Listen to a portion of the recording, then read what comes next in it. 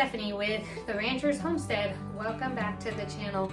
So today we're going to go over 6 different homestead winter projects that you can do. Now I don't know if you live in a warmer climate where you don't really get harsh winters, but here in Missouri we do get snow and our winters are pretty cold. And so a lot of times during these months, December still is iffy out here, but as we are approaching to later December, it does get more cold. We get snow on the ground and it's just a good time for indoor projects. So what do you do during these cold months when you can't go outside? Well, I have 6 different homestead projects for you. The first one is I'm over here in my bulk food section of my house. So you can see all of these white buckets. I actually have more white buckets over there where I have all my canning foods as well. But this is the time where I go through all of my buckets and I make sure that I am stocked up. Now I'm usually always stocked up. The things that I use the most of, I will always keep on a rotation. And so I'm constantly adding them to my Azure cart or Costco or whatever I need to do to keep my buckets full. But there are some ingredients where maybe I don't use a lot of them, but they are getting low and I just missed. So one of those things may be like cocoa powder. During these winter months, we tend to bake a little bit more because we're indoors and it's cold and it's nice to have a hot dessert or something like that, or a sweet. And so that's one thing that I don't use a ton of. We also make a lot more hot chocolate, and I do have a hot cocoa recipe powder mix, which I'll link in the description, that I use cocoa powder for, but I don't use it often. And so sometimes that gets missed. So I will just go through every single one of these buckets and make sure that I am stocked up. I have what I need for the winter months. And this is a good thing to just be prepared also for any power outages or anything like that. To have bulk food, to have food that you are stocked up for a long period of time is actually a good practice to have just for any kind of case of emergency. And so this is a good time to do it. You're stuck indoors, go through all of your buckets, look through them, maybe wipe your buckets down. I don't know, that might be something I do this year. I might grab a child and say, okay, I'm gonna look through each bucket and start making my list. As I'm going, start wiping down the buckets. Use it as a cleaning time too. So that is one thing that I always do in the wintertime is check all my buckets, make sure I'm stocked up on ingredients, even ingredients that I don't use a ton of, because now's a good time to get them on your shelf, and then you don't have to think about them again for the rest of the year or even 6 months.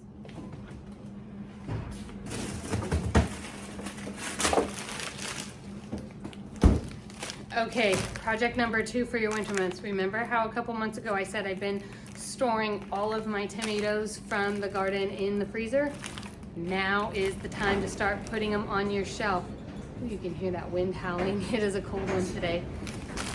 Get your tomatoes out, get your water bath canner out, and get a little slice of summer in a jar, and you can start canning all of those tomatoes. Now is the perfect time to do it because you're not outside and you're not bringing in other produce.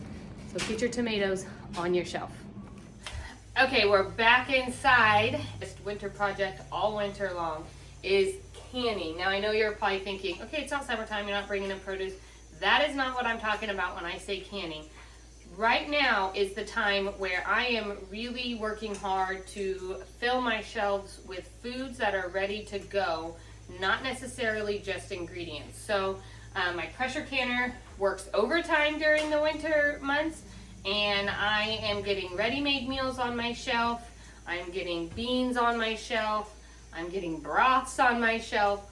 All of those need to be pressure canned, and now is the perfect time to do that because you're inside and you don't have the stuff from the garden coming in that needs your dire attention like right now. So this is the perfect time to get all of those things on your shelf. I have a chicken enchilada soup that I'm doing right now. The rest of those jars are in the canner. I've got black beans that I did yesterday. These need to get labeled and onto my shelf. I've got some chicken broth going here in the pot, and I'll can that one tomorrow. So my pressure canner kind of just stays out the whole time during the winter months. I will say that get yourself the book, The Complete Guide to Pressure Canning. This is where I get most of my ready-made meals. So you want a approved canning recipe so that it is safe for your shelf, but they're kind of hard to come by. So you're not just going to go onto Pinterest and find a canning recipe. I mean, you can if you're a rebel canner, but you want to do an approved canned recipe. So this book has been phenomenal, and I'll link it in the description. I pull from it all of the time. Actually, my loaded baked potato soup recipe is out of this book as well, and I'll link that in the description. The other reason why ready-made meals are great for your shelf is last week I came down with a stomach bug that was terrible. I was out for a couple days. My stomach just wasn't right. I think Friday I didn't even get out of bed. And it really opened my eyes to, I need to get my butt in gear and get these meals on the shelf, because my family was having to cook all of their own meals, where it would have been so much easier if they could have just gone to the shelf, grabbed a jar, dumped it in a pot, heated it up, and had something ready to go. So get yourself this book and start getting some meals on your shelf. That is a great winter project. Okay, so the next project I have for you is get your cabinets and closets organized. Now, I know everyone talks about spring cleaning, and I'm not really a spring cleaner. I'm more of a winter cleaner, and the reason is we're inside. Now is the perfect time. So I go through all of our closets. I go through all of my cabinets. Here's my medicine cabinet here.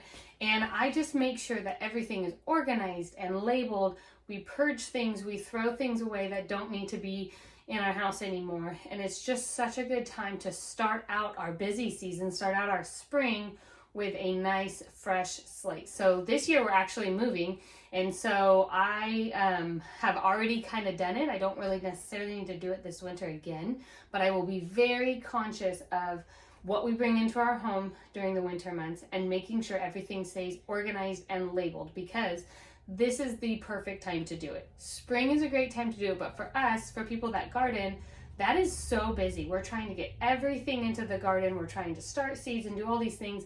Now is the perfect time. While you're indoors and there's less projects outside, that's a perfect project for inside. My next project for you to do here in the winter months is we're back in the kitchen, and use this time to do some more complicated recipes. So if you want to learn how to make bread, this is a good time to make some bread, to learn, to experiment, to try different recipes. Even if you know how to make bread, maybe there's this certain type of bread that you've been wanting to try. Now is a good time to start honing in on those skills, because you're indoors. It's cold. You don't mind if the oven and the stove and everything is running for long periods of time. If it warms up your house, that's even an added bonus. But take this time to hunker down inside, hibernate a little bit, focus on those skills in the kitchen that maybe you feel like you haven't had time, like cheese making. That is something that I have been working towards, is learning more and more ways and more cheeses that I can do. Winter is a great time to do that because you have the time. You're inside. It's an inside activity. So my tip for you is to take this time for homestead projects and focus on the kitchen and some things that you can do inside of the kitchen. And the last project I have for you is, of course, garden planning. So winter is the perfect month to get this going. I will go through all of my seeds. I'll look through everything I have here in my box, which ones I'm almost out of, which ones I want, how many plants I want to grow next year, how I want to lay out my garden. I just use a trusty pen and paper. I've used different garden journals, and if you've watched some of my gardening videos before, you'll probably see that I have used some journals before. A lot of times I just sketch it out on a paper. This year's a little bit unique for me. It's going to actually take a lot more work up front, so it's going to be some of the bigger projects that I do this month and next. But we are moving down, so we're building a house, and that's down on our property still, but it's just about a half a mile on the other side. And so I am moving my complete garden. So I actually did not put my garden to bed this fall because I'm not even going to have that garden anymore. And I'm starting over from scratch. So I'm really excited about that because there are things that I wish I would have changed in my garden over the last couple of years. And so now I get to start with a fresh slate. I'm going to do some raised beds and some in the ground, and it's just going to be a really neat new experience for me to be able to start over. And so this winter, planning my garden is going to be a big part of my winter projects because it is going to take a lot more time. sketching it all out, and then of course building it and getting it ready to go. So actually I really had the hopes of getting my garden beds prepped and ready for the spring this fall over in the new spot. But where we dug our basement, that mound of dirt is where I want my garden to go. So, and that's not going to get moved until they're done with the house, which will probably be February or March. And so we'll spread that dirt out once they're all done and they are done getting in and out. So for now, I have a pen and paper and I'm sketching it all out. And then come March and April, it's going to be go time and really getting my beds prepped and ready so that I can hopefully get everything into the ground as normal middle to end of May. So I am going to be working overtime in the garden, planning part of it. And that is a good project to do in the winter. You're indoors. Really, you don't need to be out in your garden other than maybe you go stand in where your garden's going to be and kind of visualize things and pick a sunny day and get some fresh air by doing that. But for the most part, look at what seeds you have, look at what seeds you need to get, make a list of that, and go from there. I do use the same seeds year after year. You know, sometimes the germination rate isn't right, so a plan for that. If you're using a year-old seed or 2-year-old seed, make sure you start more seeds so that you plan for ones that don't germinate. Find yourself some good sources of where you can buy your seeds from. Make a plan of where you're going to buy your seeds from, what seeds you're going to buy. Watch for sales.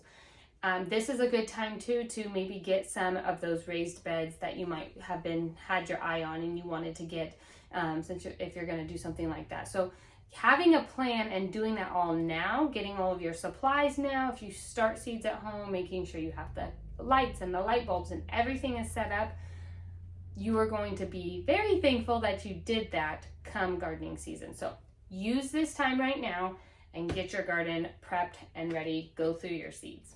And those are my 6 winter projects for your homestead. I hope that it was helpful for you and gave you some ideas of what you should be doing this winter and how you can maximize your time now that you're indoors more and not outside as much.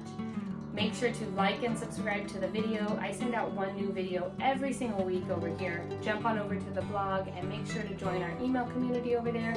I send out 1 email a week over there as well.